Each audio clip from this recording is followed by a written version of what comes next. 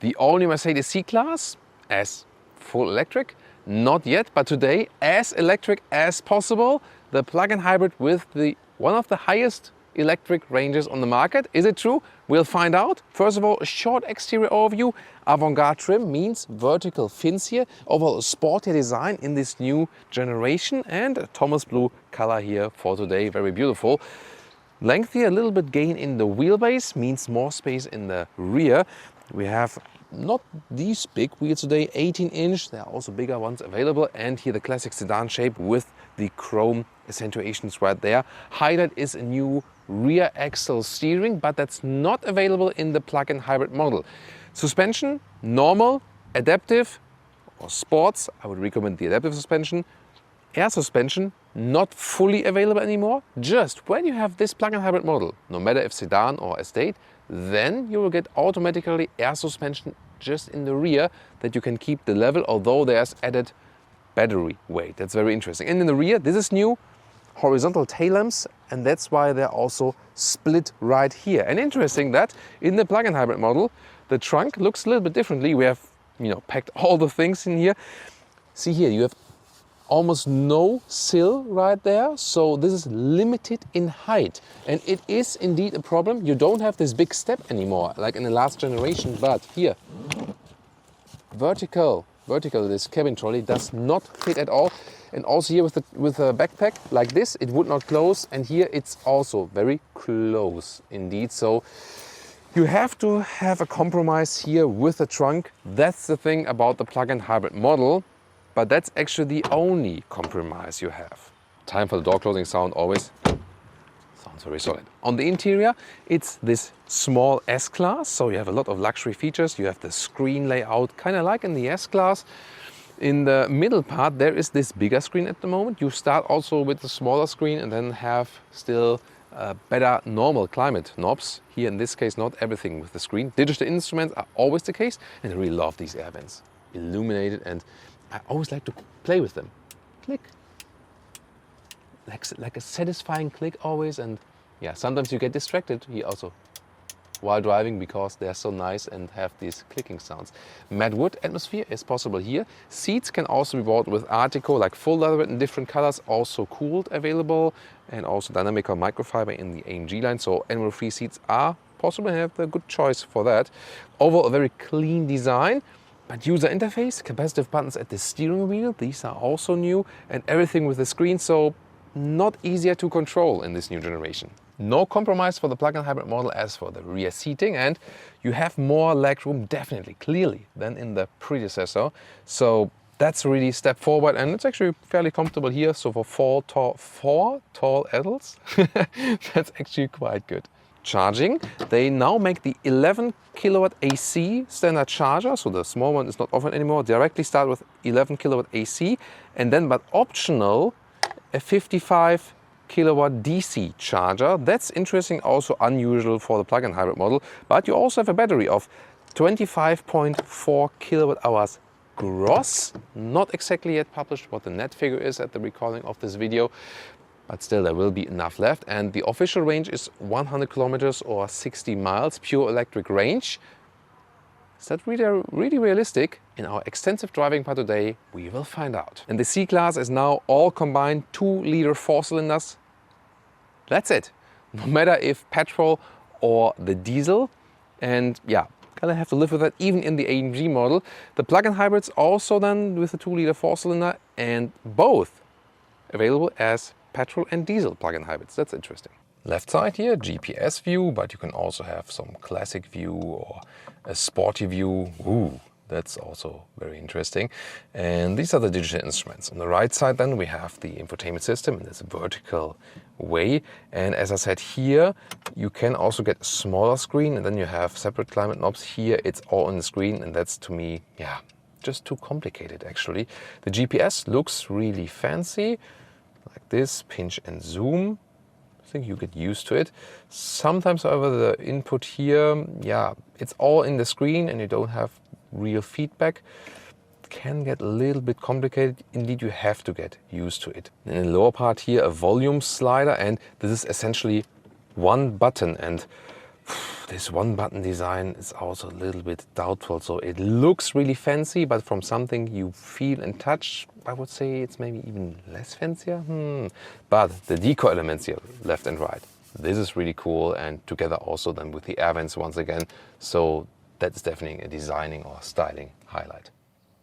Let's go with the plug-in hybrid drive, as electric as it goes with the C Class at this moment.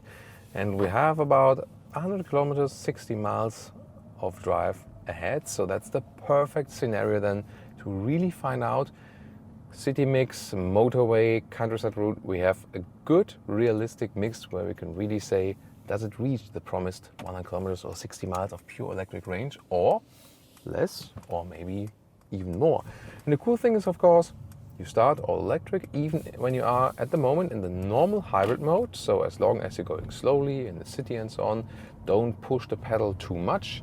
You stay in this electric mode. And if we just forget that the combustion engine is on board at the moment, we could very well imagine that this would be an all-electric C Class. Just need some imagination, but it's actually quite easy. So, and since this has a reasonable battery, we can have indeed some good acceleration also in the pure electric mode.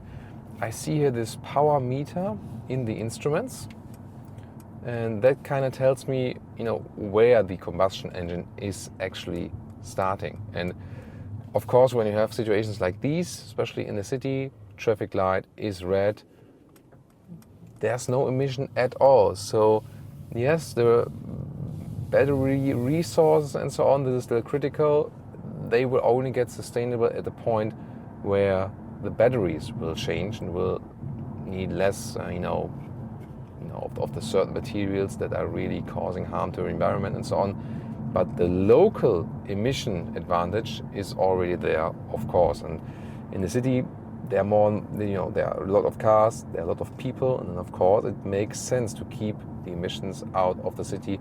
This is definitely a clear advantage already right now for these plug-in hybrids, and of course for the all-electric vehicles. This one here then definitely a use case where you say, very often I have commuting ways which are taking longer than 1 kilometers or 60 miles. And here on the brakes, next red traffic light, and I'm already recuperating. This is not that you would feel you have some kind of one pedal driving feeling or something. No, not at all. They really have set it on the way you use the brake pedal, and then the recuperation is done first. You also see it in this charge meter in the instruments. And when you need more braking performance, then the normal brakes are actually being applied. But that's also, that's actually quite fine. And you really profit from this driving experience in the PHEV. It's really very silent, and you just relax more, especially here while city driving, and the traffic is not that annoying then. That's very, very interesting. In general, about the all-new C Class here, the steering is very natural. The whole driving is super balanced. The additional weight of the battery here in the plug-in hybrid, it's not really that you feel that. It feels very agile, especially then when you have a rear axle suspension here in this new C Class. This is also a very good thing to have.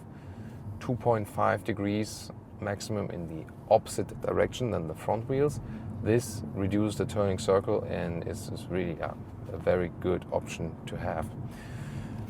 Suspension-wise, remember there's the standard suspension, then the optional adaptive suspension, then there's a sport suspension available, and the full Airmatic, the full air suspension is not available anymore. However, since we have the hybrid here, the plug-in hybrid, and it's also in the estate, and of course then in the estate plug-in hybrid as well, then you have the rear axle with air suspension, but just the rear axle. And the question is, do you really feel it?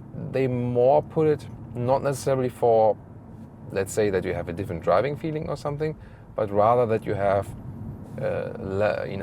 have a constant level at the rear axle. Here then more weight due to the battery, and otherwise, especially when you're on the estate and you have the trunk full of stuff, then you still are being kept at the very same level in the rear axle. That's a helpful thing to have. So I couldn't really tell a difference from normal adaptive suspension and the the air suspension here in the rear, it's not that it feels differently or something. So at this moment, when there would be an engine running, I could also say like, yeah, it's a normal petrol engine. So the main characteristics of the vehicles, remain actually unchanged. And you see, so far I was only in the electric mode without explicitly putting in the electric mode, just in the normal hybrid mode, and the car actually automatically realize what is making sense. The average energy consumption so far here in the city, we are at about 16 kilowatt hours on 100 kilometers, so like 26 kilowatt hours on 100 miles, and that is actually a quite decent result so far. That would actually mean at this moment that in the city we could even drive further or longer than 100 kilometers or 60 miles pure electric. So inside the city it does even make more sense, and you can have longer electric commuting ways. This will of course change when we're soon getting on the motorway, because at higher speeds there's more wind resistance and so on. And then it actually makes sense in a pure economic way to drive, for example, at 90, 100, 120 kilometers an hour. It would make more sense to use the petrol engine for that. And then later on, when you're getting to a lower speed area once again, then use the electric mode. Blind spot monitor is also in an acoustic way right there. If you haven't seen it maybe and you use the turning indicator, then you also get this acoustic warning. And the general driving characteristic of this vehicle here for the mid-size segment is really superb. The noise insulation is very, very good, and it feels extremely sophisticated. With the old generation, fighting against the Audi A4 and the BMW 3 Series, which were newer, there the old generation was a little bit, less sophisticated in a way. But here now with the new generation update, for all these respects, hardware-wise and how sophisticated the car feels, I think they've really done a very, very good job and keeping up now with the competition as for this respect. User interface-wise, of course, still while driving, I got used to it now, meanwhile a little bit, and also we've recently driven the Mercedes EQS. Of course, we are also keeping you updated with that one on our channel here. And then this one here feels kind of easy to control, because the EQS is even more complicated to control. That's the thing. To see the map is okay. Changing the temperature, you are always looking down. Even though it's for a touchscreen solution quite obvious, you're still looking down, because, you don't have any haptic feedback here from the finger, like, where am I clicking? And honestly, manufacturers say, just use the voice control, Thomas. And then I say, I don't want to talk with the car all the time. I'm happy to talk to Jonas or something. Hello. Yeah. Thank you. That was a nice chat. Yeah, but my point is, when I'm talking to a machine, it's like there's no feedback. There's no real interaction. And when there's interaction, it's not real, So I prefer talking to people rather than talking to cars. What can I do for you? Thanks, Jonas. Drive me to Berlin. Well, I can't do this right now. You can't do it. Yeah, I can't do this right now. Sorry, I can't help you with that. Yeah, that's always the thing. Or recently when I did like a fast acceleration, then suddenly voice control hop. Sometimes they go on randomly or something, So yeah, pros and cons for that. For GPS input, I frequently use it because it's just so much more easy than to type the address in. That's, I think, the best use case for voice recognition. But volume and climate control, rather want to do that myself without the voice. And now 100 kilometers or 60 miles an hour, and we're still in the all-electric mode. So obviously at this point the car decides that's okay, And it's interesting because all the plug-in hybrid vehicles in the automatic hybrid modes, they have different philosophies when to switch to which mode. Some rather prefer, let's empty the battery first, that they say, like, okay, maybe you have the next charging possibility or something. And some rather say, yeah, in this situation, we always switch to the combustion engine because it's more efficient. So, indeed, as for efficiency terms, when you would have another city trip after this ride, then now it would make more sense to use the combustion engine right now on the motorway, because like 80 kilometers an hour, 90 kilometers an hour is a sweet spot for combustion engines. As for the efficiency, but at the moment we're still on the electric mode, and I mean, in this case I'm also fine with that, because I know when I reach my next destination there will be a charging possibility. So then I would rather try to empty the the battery. And of course we want to show you guys like what's the realistic range, electric range. And I can already see right here now, driving in the city with the plug-in hybrid electric, super efficient. Here now on the motorway, energy consumption already goes up a little bit. This is really interesting. Still at 1 kilometers an hour, it's still not high speed at all. But we're now at 19 kilowatt hours in 1 kilometer, so like more like 29, 30 kilowatt hours on 100 miles. And that then means already we are getting closer to this official range figure. Remembering that 25.4 kilowatt hours is the gross capacity of the battery. They did not tell us the net capacity yet, but we can calculate with something in like 22 something kilowatt hours net. And then we know when we have exact this consumption on 1 kilometers, then it's 1 kilometers of range. Now at about 20, and of course we'll keep on closely monitoring that for you. Here, as for the assistance systems features, you can see here, car is keeping me in the lane. I've set the cruise control with the highest, most elaborate level 2 autonomous driving, or automated driving to be precise. And here, very smooth reaction. Now it's saying, evil Thomas, keep your hands at the steering wheel, don't do that. And that's a bad example. You're supposed to keep your hands at the steering wheel. But here, capacitive function. So a tap is enough, and then the warning is going away. And this is a very relaxed feature indeed. So at the moment, I just need to lean on me on the steering wheel, and that's actually it. That's enough. Other than that, the car is more or less driving on its own. Is the car it, he or she? Depends, right? So I think very well done as for the assistance systems. Then again, the blind spot monitor, not sure on which, can you see it? Maybe we can't see it today, but it's a red triangle. It appears then in the side mirror, and that's of course a very, very helpful feature to have. Blind spot monitor is to me one of the, why are they driving so slow on the left lane here? Definitely a life-saving feature. So when you have a vehicle which offers the blind spot monitor, always go for this option. It's really, really crucial. Yes, you should make this shoulder view, but the B pillars of the new vehicles have become larger and larger, also has stability reasons and so on. It was really good to have these one. Designs of new vehicles are more that they're kind of like caged and hidden a little bit, and design of older vehicles we've seen in our recent vintage car episodes, they are more like upright, large windows and so on.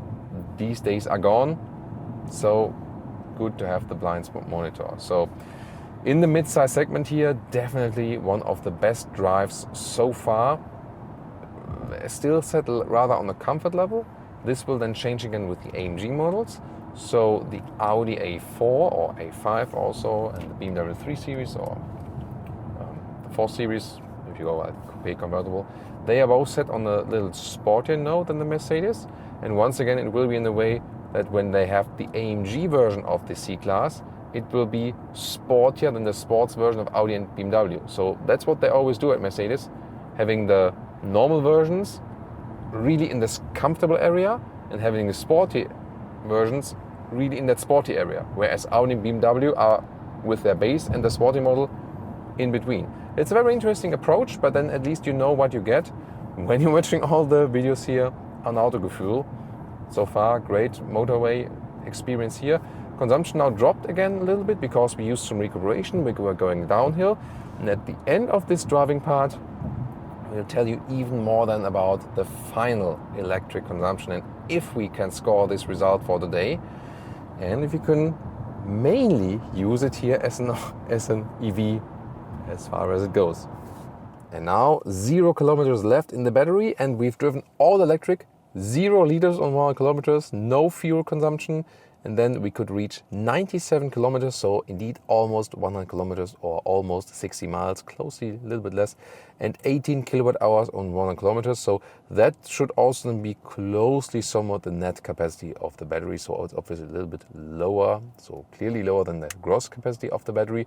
But overall, that's a great result for a plug-in hybrid, definitely. Oh, I still have sunglasses on. That way you could see Jonas a little bit. So I think a great result here for the plug-in hybrid, one of the highest range plug-in hybrids, definitely, and the electric driving was really very pleasant. Also check out the pure petrol engine C-Class review.